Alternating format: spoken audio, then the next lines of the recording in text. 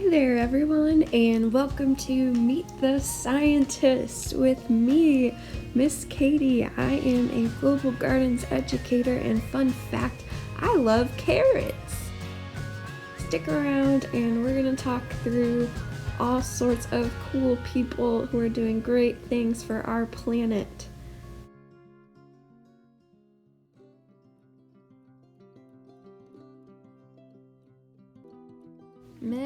Many years ago, a philosopher named Zeno once said, "The goal of life is living in agreement with nature."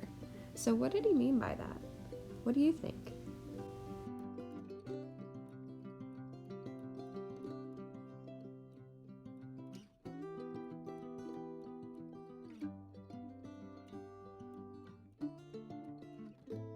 So what makes humans humans? As humans, we can create language, music, do math, all sorts of things, and they all root from making choices every day.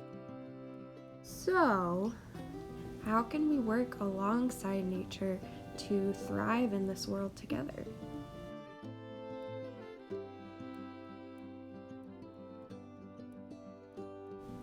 Ralph Waldo Emerson was a writer, and he said the creation of 1,000 forests is in one acorn. Can you imagine? One acorn, put it in the ground, let it grow into a huge tree, which then creates more acorns, which drops into the ground to create even more trees. Amazing.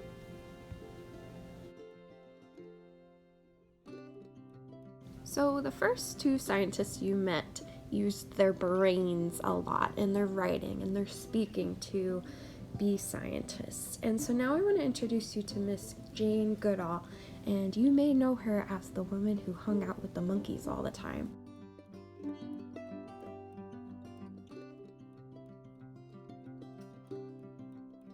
So Jane believed that every individual matters. Every individual has a role to play, and every individual makes a difference.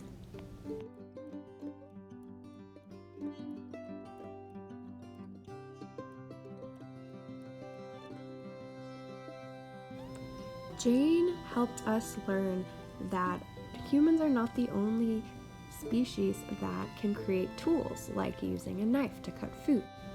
For example, she discovered that some chimpanzees alter pieces of grass or take twigs and poke them into termite mounds, which made scientists believe that, they needed to reconsider what it meant to be human. They thought, humans aren't the only species that can make tools. So while Jane Goodall was all the way across the ocean, across the world in Tanzania, Tyler Thrasher is a local Tulsa artist and botanist, aka a plant scientist. Tyler says that his passion to combine art and science every step of the way is his fire and fuel. All of these images that you see here were illustrated by Tyler, and they are what are called observations, which, when you're a scientist, you look at things, you observe them, you see what they do, how they change over time, all that good stuff. He said, "It all began with a pencil, paper, and a curious kid." Are you a curious kid? Tyler's so cool, he even created his own plant called Chrysanthemum, aka sticky fingers. Don't you want to touch it?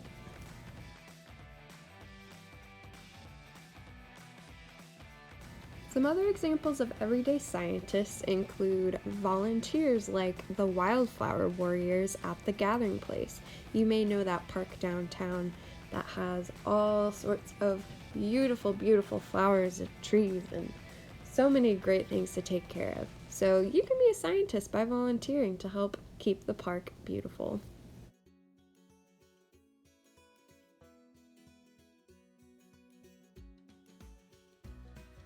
Alright, so I have one last person I'd love to introduce you to, and his name is Farmer Colby Craig. He is one of my dear friends and just started a farm called Birch Creek Farms. When I asked Colby, "Colby, what does it mean to be a scientist?" He answered that a scientist is one who observes the world around them, then asks questions, seeks out answers, and then tests them. So I'd like for you to just take a moment and look at this photo from Colby's farm. What do you see?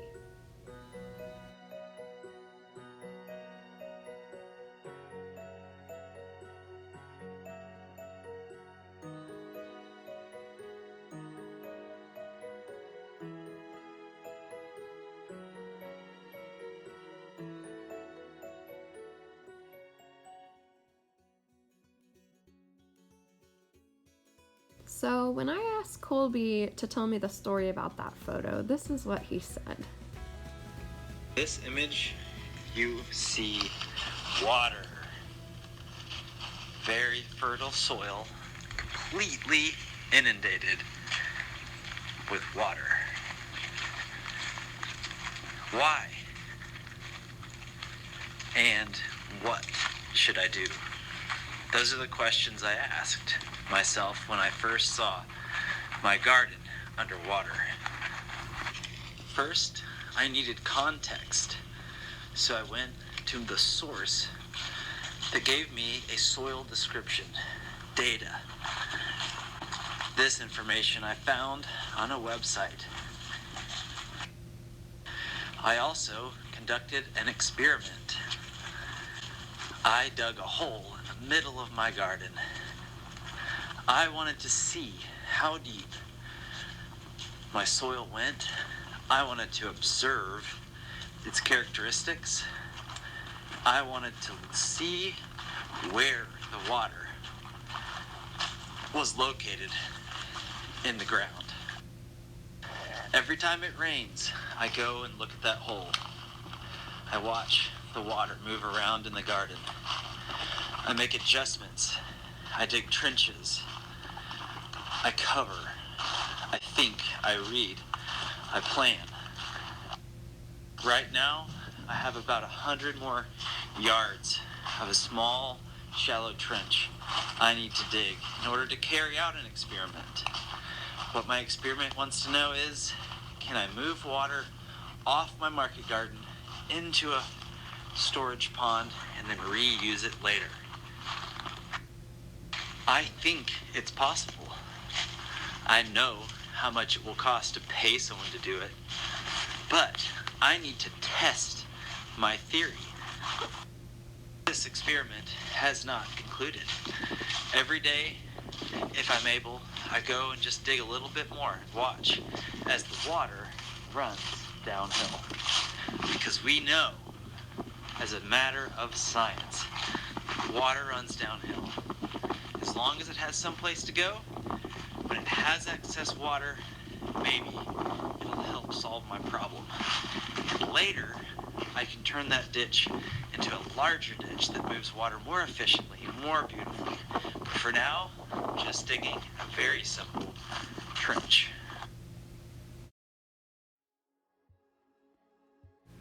So do you see this picture a little bit differently than you did before?